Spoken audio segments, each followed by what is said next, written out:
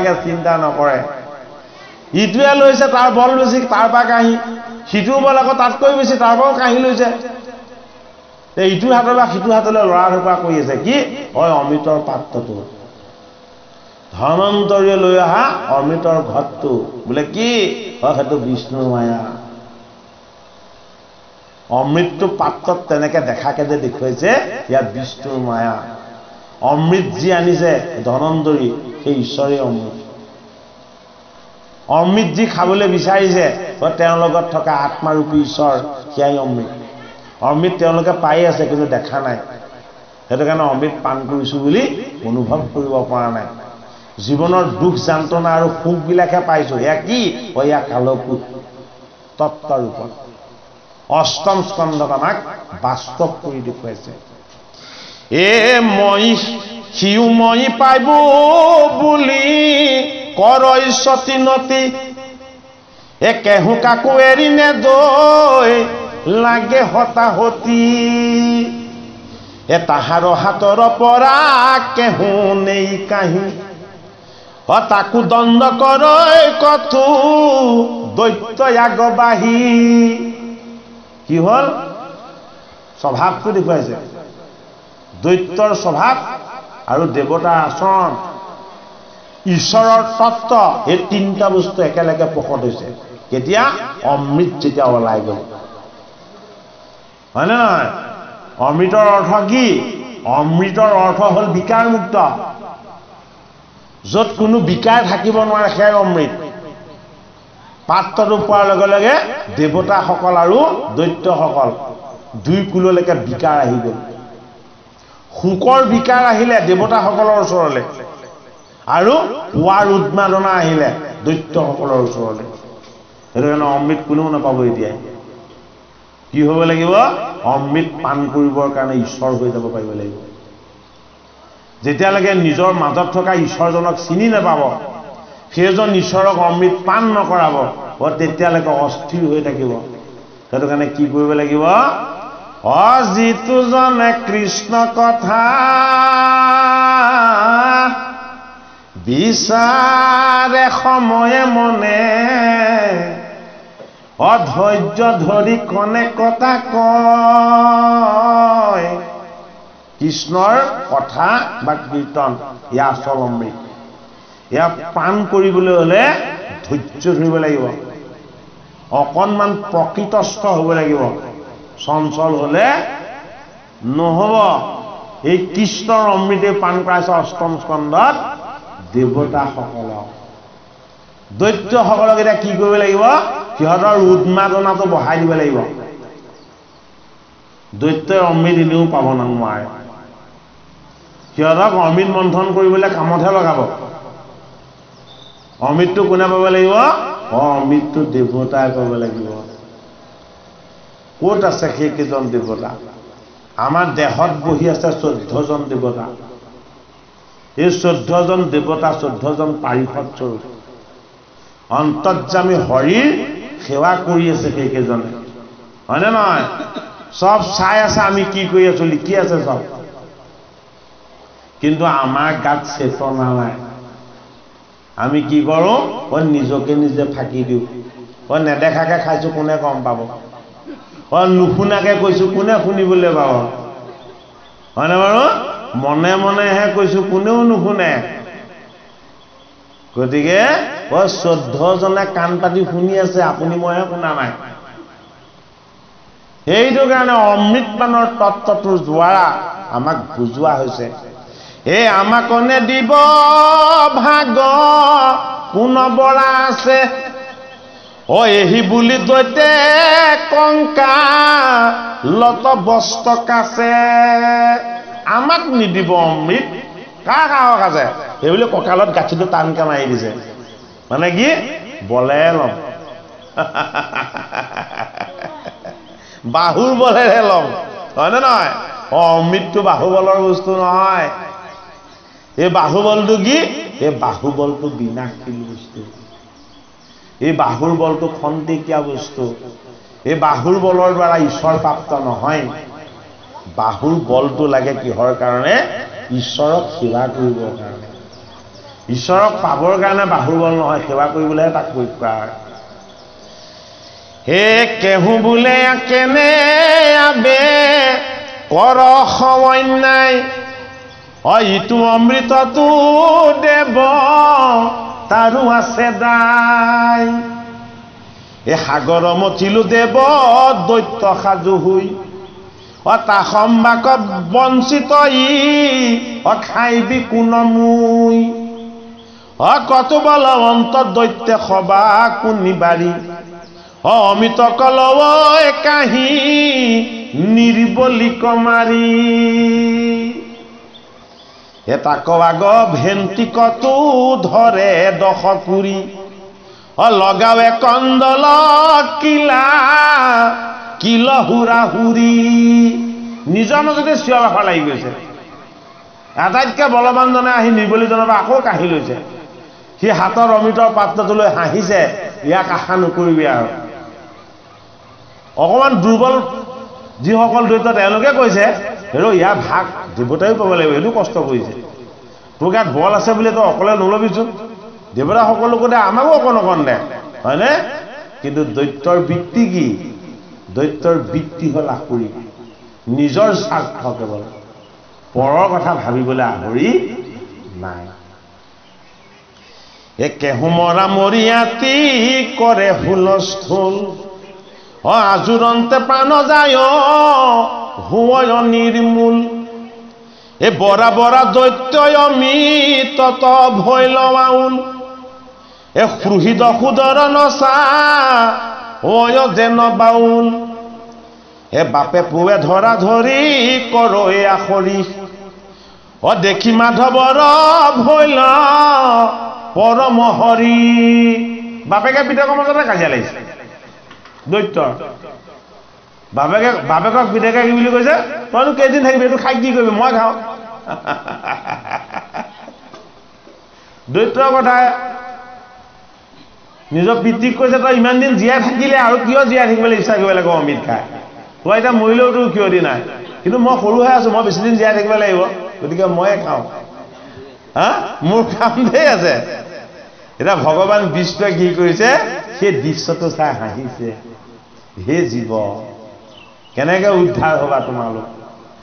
পুত্ৰই যদি পিতৃক চিনি নাপায়, তেতিয়াহ'লে এইসকলক মই অমৰ কৰিলে জগতখন কি হ'ব?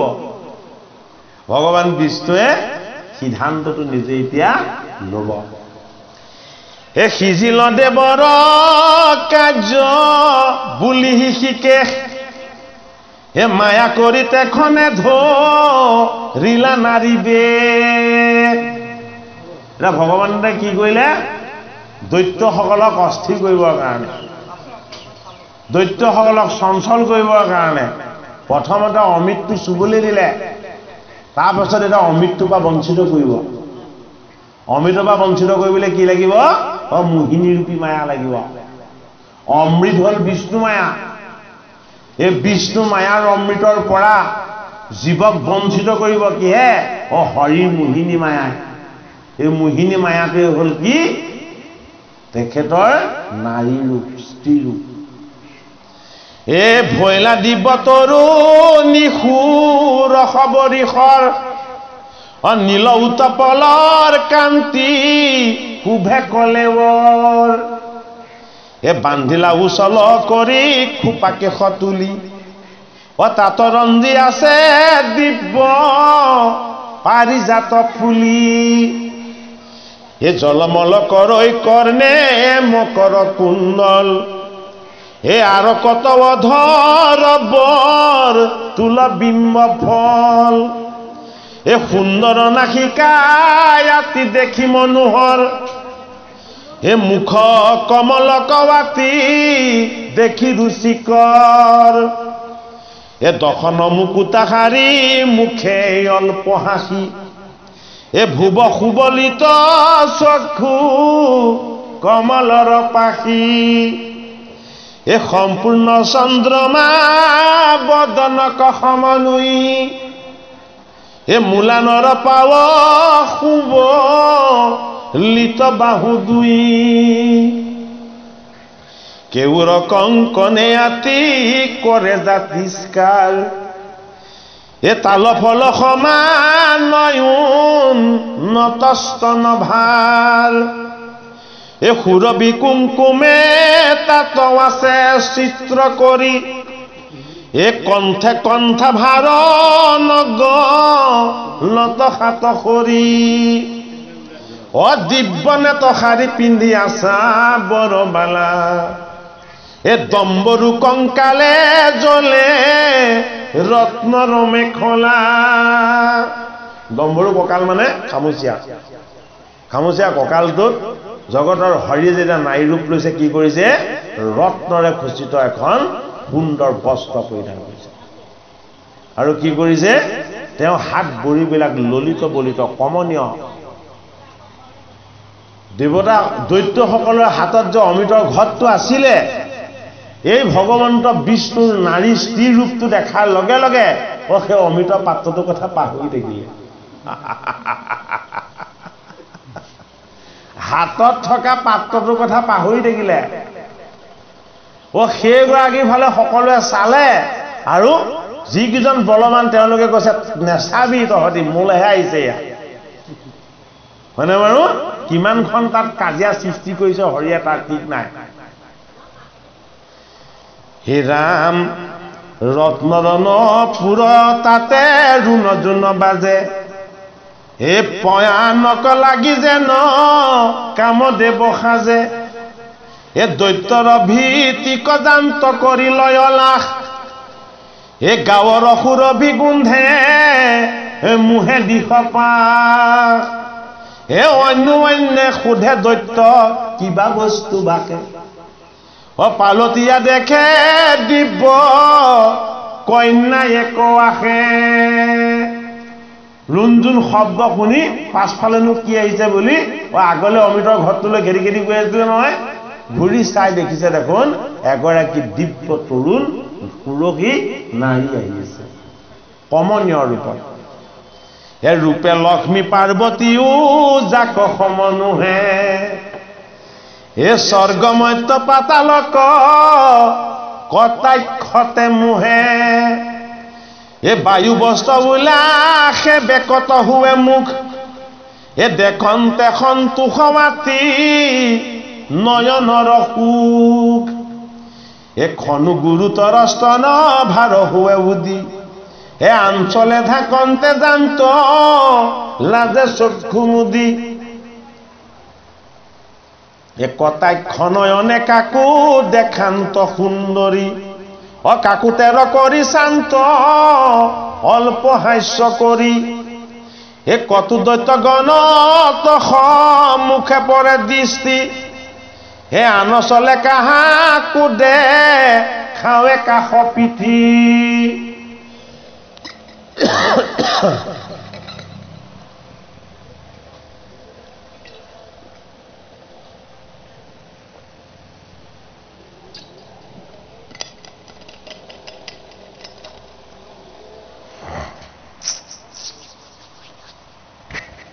এ হেনয় মোহন ভাবে চাপিলন্ত কুল ও দেখি দৈত্য গণ নিৰণ তৰে ভৈল ভুল শিৱৰ এটা নাম কি ভোলানাথ ভোলানাথ মানে কি যিজনে কেৱল ঈশ্বৰতহে মোহিত হয় ভগৱন্তৰ ঈশ্বৰৰ বাহিৰে তেওঁ কাটো মোহিত নহয় পাৰ্বতীক বিবাহ কৰাই আনিলে সহস্ৰ বছৰ কাষত বহুৱাই থৈ দিলে তেওঁ তপময় সাধনাই কৰি থাকিলে এবাৰো পাৰ্বতীৰ মুখলৈও নাচালে পাছত পাৰ্বতীয়ে ভাবিলে এইজনক মই মনেৰে স্বামী হিচাপে পাব বিচাৰিছিলোঁ আৰু তেওঁ মনেৰেই স্বামী বৰণ কৰিলে এতিয়া আৰু মোক তেওঁৰ প্ৰয়োজন নাই কিন্তু মোৰো তেওঁৰ প্ৰয়োজন আছে এতিয়া কি কৰিলে এইজনে যি কৰিছে ময়ো তাকে কৰোঁ কিমাননো অকলে বহি থাকিব কাষত কি কথা ভাবি থাকিব সেইটো কাৰণে পাৰ্বতীৰ মনৰ কামনাবিলাকো দূৰ হৈ গ'ল তেওঁ আছিলে মহামায়া হয়নে এই মায়াৰ মোহৰ পৰা শিৱৰ সাধনা দেখি তেওঁ মুক্ত হৈ গ'ল সেইটো কাৰণে তেওঁৰ নামটো হ'ল গৌৰী গৌৰী মানে মায়া মোহৰ বিকাৰৰ পৰা মুক্ত হৈ যোৱা কিয় মুক্ত হ'ল শিৱই সাধনা কৰা দেখিলে কাষতে বহি এওঁক কাক চিন্তা কৰিছিলে এওঁ যাক চিন্তা কৰিছে মই তেওঁক চিন্তা কৰিব নোৱাৰো মই মোৰ স্বামীৰ চৰণ চিন্তা কৰোঁ সেই বুলি মহাবৈষ্ণৱ শিৱৰ চৰণ চিন্তা কৰিলে হৃদয়ত বৈষ্ণৱ আৰু বিষ্ণু একেই তত্ত্ব যেতিয়াই শিৱৰ চৰণ চিন্তা কৰিলে পাৰ্বতীও গৌৰী হৈ উজ্জ্বলি জিলিকিবলৈ ল'লে সাধনময় গুণবিলাক তেওঁৰ ওচৰলৈ আহি গ'ল ভগৱন্ত কৃষ্ণৰ চৰণৰ ৰুণজুণ নুপুৰৰ ধ্বনি পাৰ্বতীয়ে কাণত শুনিবলৈ পালে আৰু কি কৰিছে কাষত সিদ্ধগণে ৰাম কৃষ্ণ নাম জপ কৰি এই শিৱ আৰু পাৰ্বতীৰ কাষত ঘূৰি ফুৰিছে চক্ষু যেতিয়ালৈকে মেলি আছিলে তেতিয়ালৈকে দেখাও নাছিলে শুনাও নাছিলে যেতিয়াই তেওঁ স্বামীৰ চৰণ চিন্তা কৰি সাধনাত বহি গ'ল 14জন পাৰিষদ 12জন বৈষ্ণৱ সমস্ত গণেই বিষ্ণু স্বৰূপ ঈশ্বৰক ৰাম কৃষ্ণ নামৰ ধ্বনিৰে উপাসনা কৰি থকা শুনিলে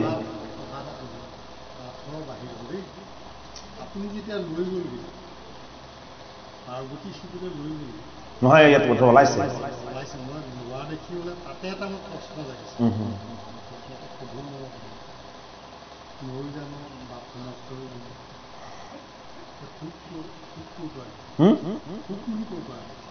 সুখ ক'ৰ পৰা আহিলে সুখৰ উৎপত্তিৰ তত্ত্বটো এই শিৱ আৰু পাৰ্বতীৰ পৰা শিৱ আৰু পাৰ্বতীৰ পৰা সুখৰ উৎপত্তি এতিয়া শিৱ মানে কি শিৱ মানে জীৱ জীৱৰ তত্ত্ব শিৱ সেইটো কাৰণে শিৱ মানে কি শিৱ মানে মংগলময় এই জগতৰ যিমান জীৱ আছে সকলো জগতৰ মংগলৰ কাৰণে আহিছে অমংগলৰ কাৰণে কোনো অহা নাই আমি অমংগল দেখিব পাৰোঁ জগতৰ যিমানবিলাক জীৱ ঈশ্বৰে আনিছে সকলো মংগলৰ কাৰণে আনিছে ঈশ্বৰৰ ইচ্ছাত অনা হৈছে সেইটো কাৰণে শিৱ মানে মংগলময় এই শিৱৰূপী মংগলময় জীৱক স্বামী ৰূপে সেৱা কৰি তাৰ লগত এক হৈ আছে কোন এই পৰ্বতময় পাৰ্বতী সেইটো কাৰণে পাৰ্বতী হ'ল প্ৰকৃতি শিৱ হ'ল ঈশ্বৰৰ অংশ পুৰুষ এই প্ৰকৃতি আৰু পুৰুষ এক তত্ত্ব এয়া হ'ল কি এয়া হ'ল বিষ্ণু বিষ্ণুৰ তত্ত্বই হ'ল বৈষ্ণৱ সেইবাবে সাধনময় বস্তু হ'ল জীৱ এই জীৱক যেতিয়ালৈকে চিনি নাপাম আমি ঈশ্বৰক চিনি পাব নোৱাৰোঁ সেইটো কাৰণে পাৰ্বতীয়ে ভগৱান শিৱ বুলিয়ে ভাবি আছিলে গমেই নাপায় সেইজনে কাক উপাসনা কৰি থাকে এই স্বামীৰ চৰণ সেৱা কৰোঁতে যেতিয়া হৰিৰ নাম শুনা পালে বৈষ্ণৱসকলেও যেতিয়া হৰিকে উপাসনা কৰি থকা শুনিলে পাৰ্বতীও আত্মসাধনাত লীন গৈ স্বামীৰ কাষতে বহি সহস্ৰ বছৰ তপস্যা কৰিলে জগতৰ হৰিয়ে মোহিনী ৰূপত অমৃত বিতৰণ কৰিলে সেই ৰূপ শিৱই সাধনাত দৰ্শনো কৰিলে কিন্তু দৰ্শন কৰিবলৈ নাপালে পাৰ্বতীয়ে কিয় পাৰ্বতী হ'ল অপৰা প্ৰকৃতি শিৱ কি শিৱ পৰা প্ৰকৃতি অপৰা প্ৰকৃতিৰ এটা সীমা আছে আৰু পৰা প্ৰকৃতিৰ পৰিসীমাটো অলপ জ্ঞাত সেইটো কাৰণে অমৃত মন্থনত এই দিব্য নাৰীৰ ৰূপ ধৰি এই দৈত্যসকলক চলনা কৰা এই ঈশ্বৰৰ বিষ্ণুৰূপী কপট যুৱতীৰ মায়া ৰূপক আকৌ এবাৰ চোৱাৰ ইচ্ছা কৰিলে কোনে মহাবৈষ্ণৱ শিৱই এই অমৃত বিতৰণৰ তত্ত্ব নাৰী হৈ পৰিছে আৰু অমৃত মন্থনৰ আচল তত্ত্ব এই নাৰীৰ ৰূপতে দেখা দিছে কাক মহাবৈষ্ণৱ শিৱ বোলে কি এই বাহিৰৰ ৰূপত ভুল নাযাবা মই কি মই হলো আত্মা পৰমাত্মা এই বৈষ্ণৱ শিৱই পাৰ্বতীক গংগাৰ পাৰলৈ লৈ গ'ল সুধিলে আৰু যে আপুনিনো কি সাধনা কৰি থাকে বোলে যিখিনি সাধনা কৰোঁ আজি তোমাক সেইখিনিকে কওঁ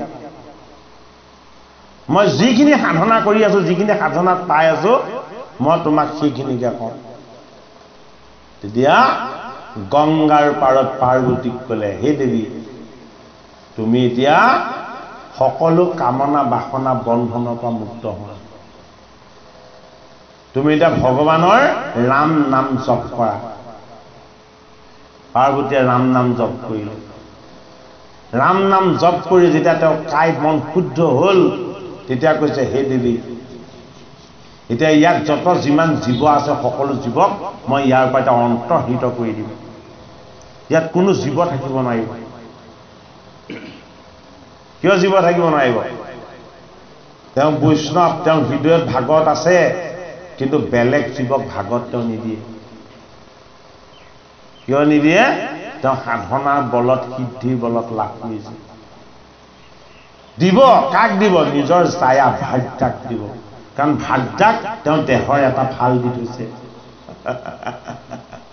অৰ্ধদেহ তেওঁ ভাৰ্যাক দান কৰি দিছে এইটো কাৰণে পাৰ্বতী মাতাক প্ৰথম স্কন্ধৰ পৰা ভাগৱত ক'বলৈ আৰম্ভ কৰিলে পাৰ্বতীয়ে যেতিয়া ভাগৱত শুনিলে ভাগৱত শুনাৰ লগে লগে কি হৈ গ'ল দক্ষৰ গৃহৰ পৰা অহা এই মায়াময় দেহাটো গৌৰৱ হৈ উজ্জ্বল হৈ জিলিকিবলৈ ল'লে পাৰ্বতীয়ে নিজৰ মাজতে ঈশ্বৰক দেখা পাবলৈ ল'লে যে মই জীৱই নহয় মই ঈশ্বৰৰে অংশ দশম স্কন্ধত কৃষ্ণৰ লীলা যেতিয়া শিৱই নৃত্য কৰি কৰি ক'বলৈ ল'লে গোপীৰ দৰে নাচি নাচি কৃষ্ণৰ গীত গাই গাই যেতিয়া পাৰ্বতী গোসাঁনীক দশম স্কন্ধৰ ৰাস দিয়াৰ কথা এই মহাভকত শিৱই ক'লে পাৰ্বতীয়েও তেতিয়া নাচিবলৈ ল'লে ভগৱান কৃষ্ণৰ নৃত্য তেওঁ দিবলৈ ল'লে কিন্তু দেৱী কি দেৱী প্ৰকৃতি একাদশ স্কন্ধলৈ যেতিয়াই গ'ল যেতিয়াই উদ্ধৱ আৰু নিবি নৱসিদ্ধ সংবাদ আৰম্ভ হ'বৰ হ'ল দেৱী টোপনি গ'ল দশ ইন্দ্ৰিয়লৈকে আমাৰ কি আমাৰ দশ ইন্দ্ৰিয়লৈকে এইবিলাক জড় বস্তু এই জড়তে চৈতন্য ঈশ্বৰে লীলা কৰি আছে আমি নাজানো একাদশ ইন্দ্ৰিয় হ'ল মন এই মনৰ ভ্ৰমটো দূৰ কৰি দিব পৰা ব্যৱস্থা হ'ল একাদশ স্কন্ধ কাক ক'লে নিমি নৱসিদ্ধ সংবাদ নৱজন সিদ্ধই কৈছিলে নিমি ৰজা কোনে ক'লে ভগৱান কৃষ্ণই প্ৰাণৰ বান্ধৱ উদ্ধৱক ক'লে আৰু উদ্ধৱক বাৰণ কৰি দিলে কোৱাৰ পাছত বোলে কি দাম্ভিক সথত নকহিবা ইটো তত্ত্ব হয়নে যিজন পৰম ভকত পৰম বৈষ্ণৱ সেইজনকহে এই অমৃতৰ ভাগ দিবা দশম স্কন্ধৰ অন্তত এই পাৰ্বতী ঘূৰ নিদ্ৰাত মগন হৈ গ'ল দেৱীৰ দেহটো জড় হৈ গ'ল এইটো কাৰণে নিদ্ৰা দেহ জড় হৈ গ'ল আত্মাৰ ৰূপলৈ গুচি গ'ল আত্মাৰ চৈতন্যতাত ঈশ্বৰ কৃষ্ণ এক হৈ আত্মাৰ ৰূপত দেৱী লীন গ'ল শিৱই সাধনময় হৈ তেওঁ ঈশ্বৰৰ তত্ত্বত ৰমণ হৈ এই একাদশ স্কন্ধৰ পৰা ভাগৱত কৈ আছে দ্বাদশ স্কন্ধত মাৰ্কেন্দ্ৰ ঋষিৰ মায়া দৰ্শনৰ তত্ত্ব যেতিয়া পাৰ্বতী গোসাঁনীক কৈ শেষ কৰি এই বাল মুকুন্দ ৰূপ যেতিয়ালৈকে হে দেৱী তোমাৰ দৰ্শন নহ'ব তেতিয়ালৈকে তুমি উদ্ধাৰ হ'ব নোৱাৰিবা এই মাৰ্কেন্দ্ৰ ঋষিয়ে সাধনাৰ দ্বাৰা মায়া দৰ্শন কৰি আছিলে এই হৰৰূপী ঈশ্বৰৰ অংশ পাৰ্বতী ৰূপী এই পৰ্বতময় তোমাৰ প্ৰকৃতিৰ তত্ত্ব সন্মুখত আহি মাৰ্কেন্দ্ৰ ঋষিৰ সন্মুখত দেখা দি দিলে তুমি দেখিলা পাৰ্বতীয়ে কৰি আছে আৰু যেতিয়া কৈ শেষ কৰিছে তেতিয়া চাইছে দেৱী নাক বজাই টোপনি গৈ আছে কি হৈ গ'ল এই মহাবৈষ্ণৱ শিৱৰ লগে লগে তেওঁ গুণময় ঈশ্বৰ লগে লগে তেওঁ ক'ত আহি গ'ল আৰে মই ভাগৱত ক'লো মোৰ জায়াক ক'লো কোনে শুনিলে এই কৰি কোনে শলাগি আছিলে আৰু তেতিয়া কি হ'ল ভাগৱত শুনাৰ কাৰণে আত্মা অক্ষয় অব্যয় দেৱী দেহ তত্ত্বত ৰৈ গ'ল এই জীৱৰূপী শিৱ সুখৰূপী আত্মা কি হ'ল ঈশ্বৰৰ তত্ত্ব হৈ উৰি উৰি যাবলৈ ল'লে আৰু পাছে পাছে ত্ৰিশূলে খেদিবলৈ ল'লে এই ত্ৰিশূল হ'ল তিনি গুণময় বৃত্তি আত্মা হ'ল সুখ ঈশ্বৰৰ তত্ত্ব বৃত্তিৰূপী গুণময় ত্ৰিশূলে আত্মাৰূপী সুখক আৰু স্পৰ্শ কৰিব নোৱাৰিলে অৰণ্যে ঠাই শাৰী শাৰী ব্যাসৰ চৰণ সেৱা কৰি কৰি পদূলি মুখত আহি হামিয়াই দিছিলে অৰণ্যৰ গৰ্ভত গৈ সুখ কি হৈ গ'ল গৰ্ভস্থিত হৈ গ'ল ব্যাস নন্দন আৰু শিৱৰ ত্ৰিশূলে কি কৰিলে এই টিকালজ্ঞ ঋষি এই ঋষিৰ ভাৰ্যা এই অৰণ্যৰ ৰূপী দেৱীক এই আত্মাৰূপী সুখৰ সন্ধান কৰি যদি মই ত্ৰিশূলেৰে আঘাত কৰিবলৈ হয় মই ক'ত থাকিবলৈ স্থান পাম নৰকতো স্থান নহ'ব সেইটো কাৰণে কি কৰিলে অৰণ্যক ত্ৰিশূলে সেৱা কৰি আকৌ শিৱৰ ওচৰলৈ ঘূৰি আহিলে অৰণ্যৰ গৰ্ভত এই সুখ কিমান দিন থাকিলে জানে 12 বছৰ 12 বছৰ গৰ্ভত সুখ প্ৰতিষ্ঠা হৈ আছে আৰু 12 বছৰ অন্তত ব্যাসদেৱে গৈ অৰণ্যৰ সন্মুখত ৰৈ তেওঁ পুত্ৰক মাত দিলে হে মোৰ পুত্ৰ তুমি মাতৃৰ গৰ্ভত বাস কৰা 12 বৰ্ষ হৈ গ'ল কিয় তুমি এতিয়াও ভূমিষ্ঠ হোৱা নাই এতিয়া ও জীৱই মাতিব নোৱাৰে আত্মাই মাতিব পাৰে আত্মা পৰমাত্মা এই সুখৰূপী আত্মাই অৰণ্যৰ গৰ্ভৰ ভিতৰৰ পৰা মাত দিলে হেৰা মোৰ পিতৃ জগতৰ হৰি ভগৱান কৃষ্ণই আহি মোক দুহাত দাঙি আশীৰ্বাদ দিব লাগিব বলে কি বুলি হৰিৰ মায়া আৰু মোহ এই দুটা বস্তুৱে যাতে মোক কেতিয়াও বান্ধিব নোৱাৰে তোমাৰ পিতৃৰ মোহ আৰু মাতৃৰ মায়া এই দুটা বস্তুৱে যাতে মোক স্পৰ্শ কৰিব নোৱাৰে এই দুটা বস্তুৱে মোক স্পৰ্শ কৰিব নোৱাৰে বুলি যিদিনাখন ভগৱান কৃষ্ণই আহি মোক আশীৰ্বাদ দিব মই সেই দিনাখনেই ভূমিষ্ঠ হম বেদব্যাস টিকালজ্ঞ ঋষি তিনিটা কালত তেওঁ জানে ও ইয়া ভগৱান কৃষ্ণৰ এই কৃপা মোৰ গৰ্ভত মোৰ ভাৰ্যাৰ গৰ্ভস্থিতি লোৱাজন মোৰ পুত্ৰ হয় কিন্তু এওঁই ঈশ্বৰ এওঁই পৰমেশ্বৰ এইজনৰ লগত মায়া আৰু মোহ কেতিয়াও থাকিব নোৱাৰে সেইটো কাৰণে মোৰ পিতৃৰ মোহ আৰু মাতৃৰ মায়া এই দুটা বস্তুৰ পৰা তেওঁ বন্ধনৰ পৰা মুক্ত হ'ব বিচাৰিছে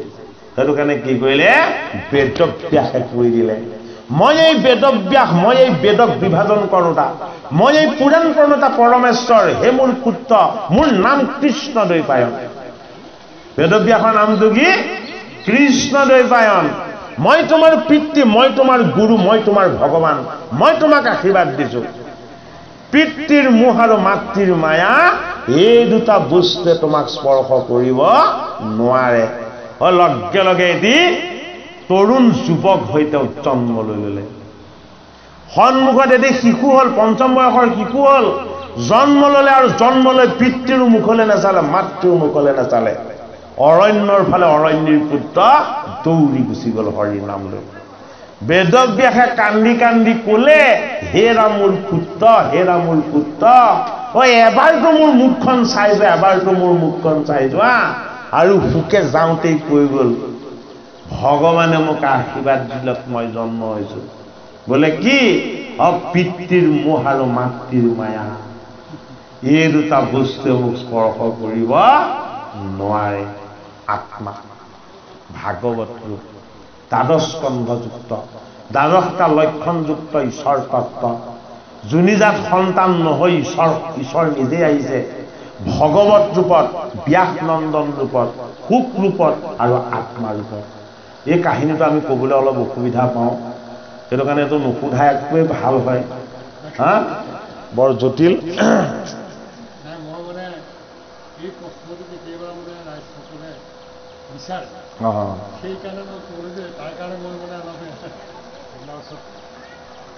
এই সুখৰূপী আত্মা পৰমাত্মাৰ জন্ম নাই মৃত্যু নাই ব্যাধি নাই বিকাৰ নাই সেইটো কাৰণে সুখ কি সুখ হ'ল ভগৱান কৃষ্ণ এই কৃষ্ণৰূপী সুখেই কীৰ্তন কৰি বৈকুণ্ঠৰ কল্পতৰু ভাগৱত এই জীৱৰূপী পৰীক্ষিতক শ্ৰৱণ কৰালে যেতিয়া 12 স্কন্ধত পৰীক্ষিতৰ ব্ৰহ্মজ্ঞান লাভ হৈছে পৰীক্ষিত নৃপতিয়ে যেতিয়া ব্ৰহ্মজ্ঞান লাভ হোৱাৰ পাছত সুখদেৱ গুৰু ভগৱানে তেওঁক প্ৰশ্ন কৰিছে যে হে মোৰ শিষ্য হে নৃপতি মই তোমাক 12 স্কন্ধলৈকে ভাগৱত তোমাক ক'লো তুমি যদি এতিয়াও ভাগৱত ভালদৰে বুজি নাপালা মই তোমাক 12 স্কন্ধ ভাগৱত পুনৰ কম সুখে কি কিবা কৰিছে যে মই পুনৰ কম তোমাক এটা পৰীক্ষিত নৃপতিয়ে হাত জোৰ কৰি ক'লে হে গুৰুজন হে গোবিন্দ, হে ঈশ্বৰ, হে মোৰ ভগৱান, আপোনাৰ চৰণ আৰু আপোনাৰ কৃপা, এই দুটা বস্তু পোৱাৰ পাছত জীৱই কিবা পাবলৈ বাকী থাকে নেকি? সন্তুষ্টি ঈশ্বৰ। পৰীক্ষিতৰ মনত আত্মসন্তুষ্টি প্ৰতিষ্ঠা হ'ল আৰু শুকৰ চৰণৰ ফালে চাই প্ৰণাম কৰি ক'লে যে হে শুক মোৰ গুৰু ভগৱান, মই নিজক চিনি পালো, মোৰ ব্ৰহ্ম জ্ঞান লাভ হ'ল। বোলে কি? বোলে মই পৰীক্ষিত নহয়। পৰীক্ষিতে কি বুলি কৈছে শুকক? যে মই পৰীক্ষিত নহয়। বোলে কি? মই আপোনাৰ দৰে গুৰুৰ পুত্ৰ ঈশ্বৰ। আপুনি পৰমাত্মা আৰু মই আপোনাৰ অংশ। মই কি? মই আত্মা। মই আপোনাৰ আৰু মোৰ মাজত ভাগৱত শ্ৰৱণ কৰোঁতে প্ৰথম ভেদ দেখিছিলোঁ।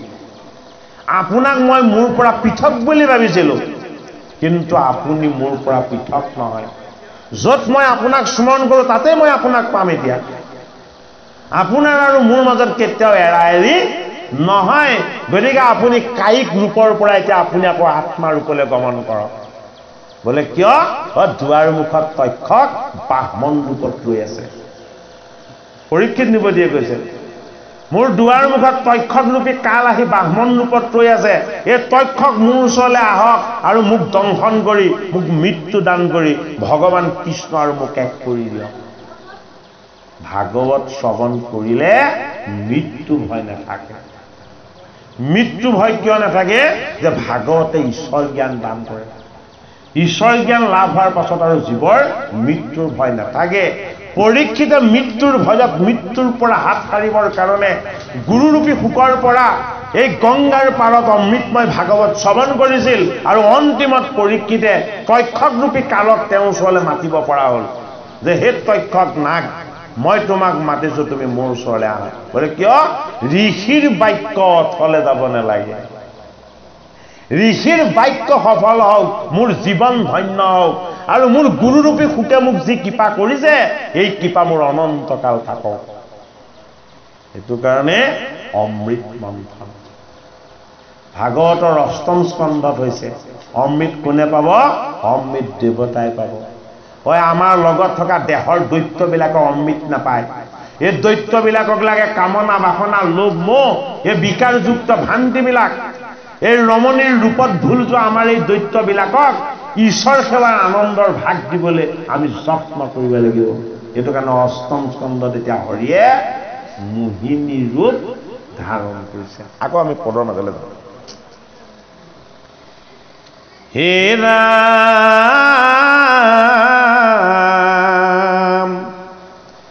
এ হেনয় মোহন ভাবে চাপিলন্ত কুল, দেখি দৈত্যগণ নিৰন্তৰে ভৈলা ভুল।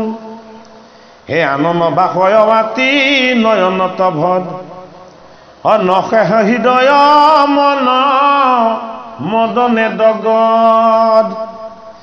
বহ্নিৰ সংযোগে যেন উথলিল ঘৃত, কন্যাক দেখিয়া সবে এৰিল অমৃত। হয়নে বাৰু? যিটো উদ্দেশ্যত মন্থন কৰিছিলে, কন্যাগৰাকীক দেখাৰ লগে লগে উদ্দেশ্যৰ লক্ষ্যকে পাহৰি থাকিলে। এই হেনয় মোহন ভাবে কাপিলন্ত কুল, দেখি দৈত্যগণ নিৰন্তৰে ভৈল ভুল। আনন বাসয়ৱাতি নয়নত বধ, নখহে হৃদয় মন মদনে দগদ। কোন তুমি কমল লোচনী বৰনাৰী, কিবা প্ৰয়োজনে ফুৰা কাহাৰ জীয়ৰী। 14 ভুৱনে আমি কৰি আছো গতি, চকু নয়ো দেখো তুমি সমৰূপৱতী। জানিলো তোমাক মহা যত্নে সৃষ্টি কৰে, ইথাৱক পঠাই লায়া মাক দয়া কৰে।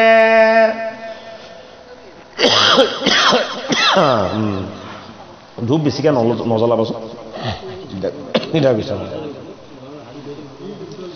এ তুমি হেন স্থিৰ যিটো অদেখৈ লয়লা এ সাফল জীৱনত তাৰ হৈতে স্বৰ্গবাস এ অনেক জনমে আমি আছো তপ কৰি শিকাৰণে আখি ভয়লা আপুনি সুন্দৰী এ তজু আগমনে ভৈল অমৃতু সাফল ভাঙ্গি উক সবে দেব দৈত্যৰ কন্দল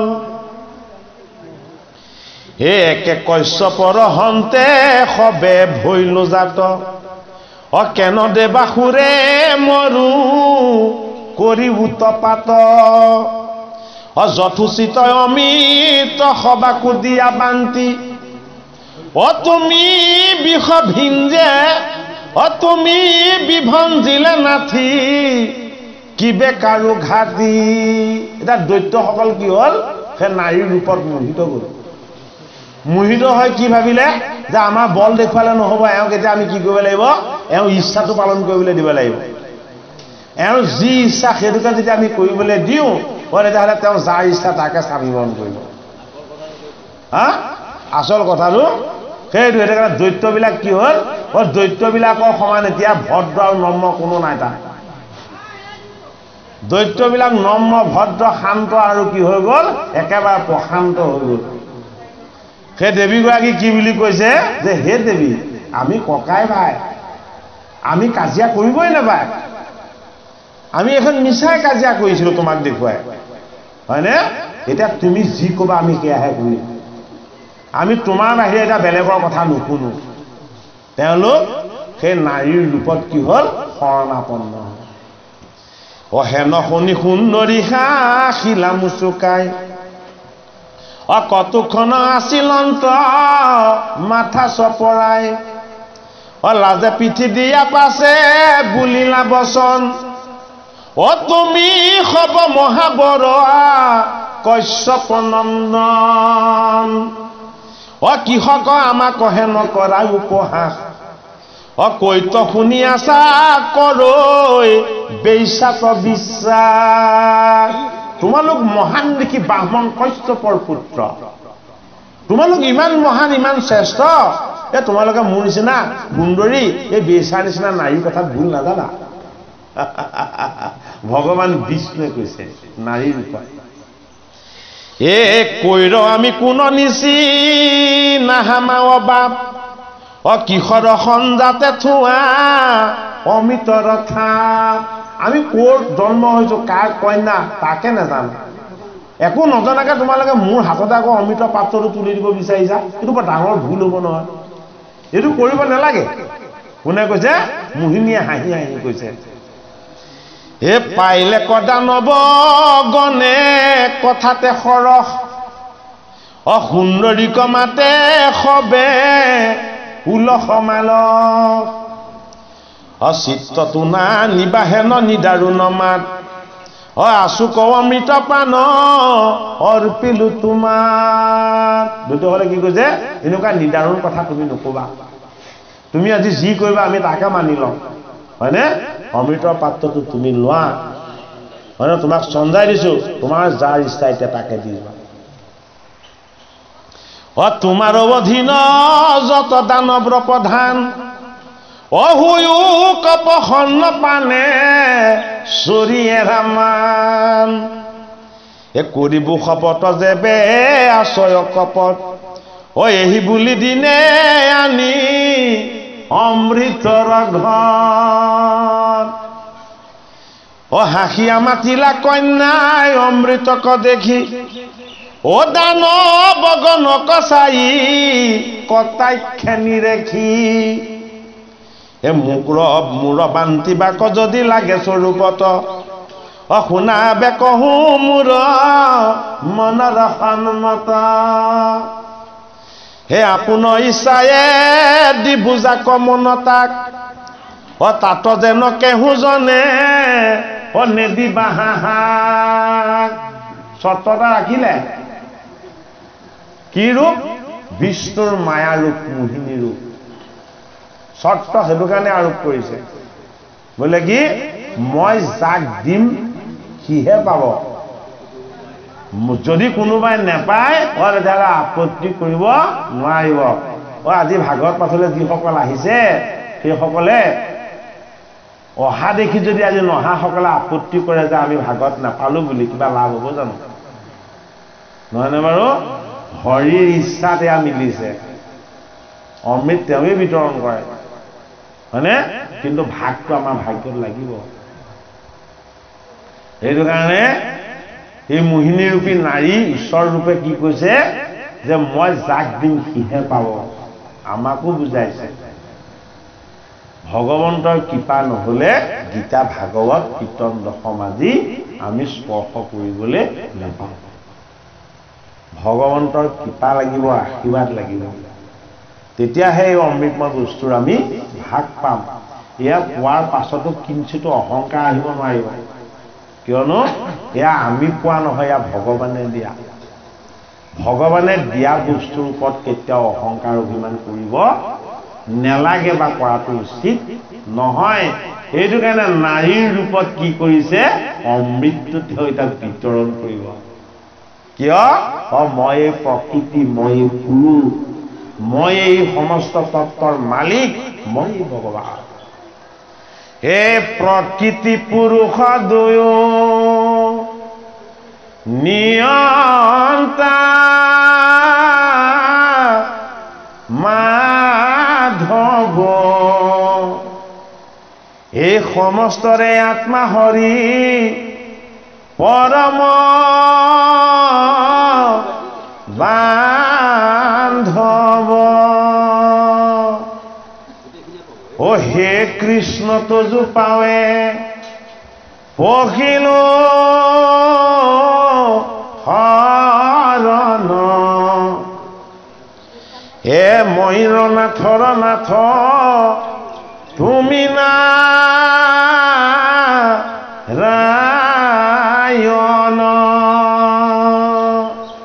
গতিকে প্ৰকৃতি পুৰুষ সকলোবিলাক তেওঁই প্ৰকৃতি হৈ বিলাইছে আৰু পুৰুষ হৈ পান কৰিছে অমৃত সেইটো কাৰণে আমি দেখা সকলে যাতে সেই মায়াত মুখ নাযাওঁ তাৰ মাজত যাতে আমি ঈশ্বৰৰ মোহিনী ৰূপৰ পৰিৱৰ্তে ঈশ্বৰৰ ভক্তি ৰূপটোক দেখা পাওঁ ভগৱত ৰূপটোক দেখা পাওঁ ভাগৱতৰ মাজত আমাক সেই কথা কৈছে তাকো এতিখনে সবে কৰা বোলমাত নুহি কিয় কৰি বহু লোক হাঁহিয়াত হেন শুনি দৈত্যগণে মাতে সত্য কৰি নিস্তে নিস্তে হেৰাই আমি বোলো চন্দি ধৰি নেদিবহু হাক তুমি যাক লাগে দিয়া এ ভূপানেশ্বৰীতে বে নতু পাৱাহিয়া হেন শুনি ভৈল কন্যা নন্দ্ৰ হৃদয় গুচিল আছিল জীৱা মনত সংশয় এ দেৱতাক চাহি পাছে দিলা হাত বাওঁ দৈত্যক বুলন্ত হুয়ো পবিত্ৰ স্বভাৱ ইটো দিব্ৰ অমৃতক ভুঞ্জিও নিয়মে শাৰী হুয়া বসা সবে দেৱ অনুক্ৰমে অমৃত মন্থন কৰোঁতে দুটা ফালে ধৰিছিলে মুখৰ ফালে দৈত্য আৰু পুষ্যৰ ফালে দেৱতা দুভাগ বিতৰণ কৰোঁতেই তেওঁ কৰি অমৃত মন্থন কৰোঁতেই কৰি লৈছে গতিকে এটা বিলাবৰ সময়তো তেওঁ আকৌ দুভাগ কৰিলে হয়নে বাৰু এই ভাগবিলাক বিষ্ণু মায়া আমি কি দেখিব নালাগিব ভেদ দেখিব নালাগিব দৈত্য দানৱ ভাল বেয়া এইবিলাক ভেদ আমাৰ দৃষ্টিত থাকিব নালাগিব এইটো কাৰণে ভেদ কৰিবৰ সময়ত তেওঁ মোহিনী ৰূপ এই মায়া দূৰ কৰি ঈশ্বৰক সাক্ষাৎ কৰিবৰ সময়ত তেওঁ ধনন্তৰী ৰূপ হয়নে বাৰু এই মন্দৰ পৰ্বত ধৰিবৰ সময়ত তেওঁ কশ্যপ ৰূপ হয়নে মন্দৰ দাঙিবৰ সময়ত তেওঁ গৰুৰ পক্ষী ৰূপ হৰিয়ে তত্ত্ববিলাক দেখাইছে গৰুৰ আমাৰ প্ৰাণ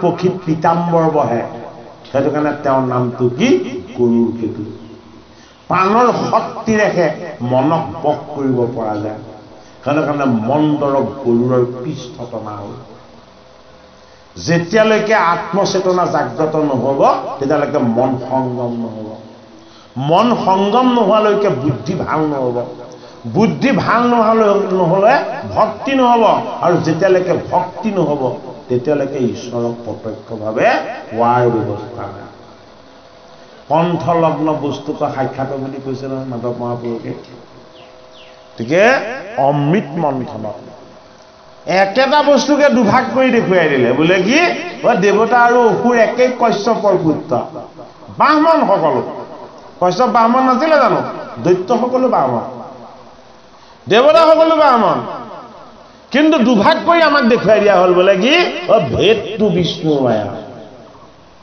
আমি কি দেখিব নালাগিব আমি ভেদ দেখিব নালাগিব এই ভেদটোৰ পৰা যদি কেনেবাকৈ জীৱ মুক্ত হ'বলৈ হয় তেতিয়াহ'লে বিষ্ণুৰ মায়াই যে আমাক মোহিত কৰি আমাক ভেদ দেখুৱাই কাৰোবাক সুন্দৰ কৰিছে কাৰোবাক কুৎসিত কৰিছে কাৰোবাক ধনী কৰিছে কাৰোবাক দুখীয়া কৰিছে এই ভেদ দৃষ্টিটো আমাৰ যেতিয়ালৈকে থাকিব তেতিয়ালৈকে আমাৰ ঈশ্বৰ দৰ্শন হ'ব গতিকে অমৃত মন্থন ঈশ্বৰৰ তত্ত্ব মন্থন এবাৰ যদি কেনেবাকৈ কাৰোবাৰ প্ৰাণ হৈ যায় অমৰ হৈ যাব এই অমৰত্ব কিন্তু অলপ বিদ্যা নহয় এই অমৰত্ব মায়া বিদ্যা কিন্তু ভাগৱত ভগৱন্তই কৈছে মই দেখুওৱা অমৃত কিন্তু মায়া নহয় অমৃতে মায়াৰ পৰা মুক্ত কৰিব এই হেন শুনি ভৈলা কইনা নন্দ্ৰ হৃদয় গুচি আছিল জীৱা মনত সংশয় হে ৰাম শুনি দেৱদানৱে কন্যাৰ সমিধান সাগৰত নামি আকৌ ৰিলা স্নানদান তা অমৃত ভাগ কৰি দিব তাৰ আগতে কি কৰিছে সাগৰ স্নান কৰিবলৈ পঠিয়াইছে কোনে এই মোহিনীয়ে গা ধুই আহা কিয় স্নান কৰিবলৈ পঠিয়ালে তত্ত্বটো কি অমৃত পান কৰিবৰ কাৰণে যে আকৌ গা ধুবলৈ পঠিয়াব লগা হ'ল স্নান কৰিবলৈ পঠিয়াব লগা হ'ল সমুদ্ৰত কিয় আৰু মোৰ অমৃত তোমালোকে এনেও নোপোৱা মোৰ অমৃত মই দেৱতাক দিম বুলি কৈছো দেৱতাইও নাপায়